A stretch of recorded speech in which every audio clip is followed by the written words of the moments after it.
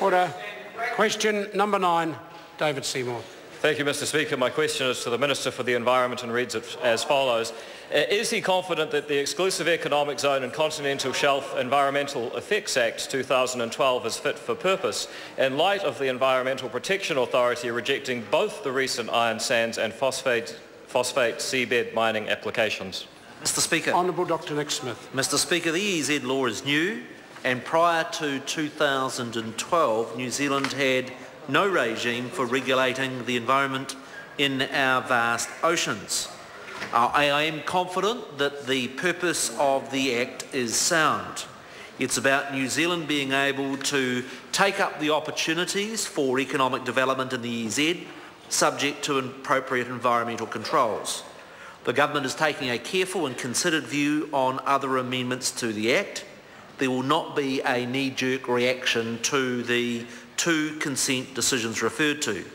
Both the Environmental Protection Authority and my ministry, in their briefings to me as the incoming Minister, raised a number of implementation issues with the Act, and flowing from this will be progressing amendments to make the new regime more practical and workable. Supplementary question, David Seymour.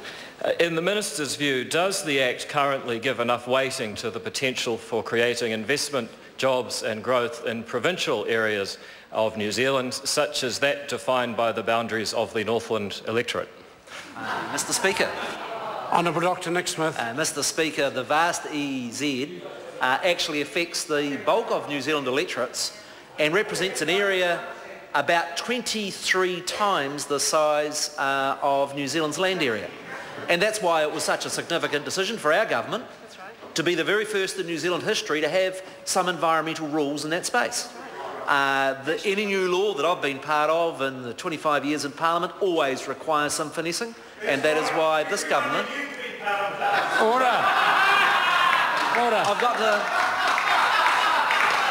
Order. In my recollection, right through the last 9 years, and I tell you what, we've fixed up the fair share of that government's mess-ups, just to mention the $4 billion ACC loss that landed on my plate when I became Minister. We'll be doing some sensible finessing of that law that will work for Northland and the rest of New Zealand. Question number 10, Kanwal Singh Bakshi.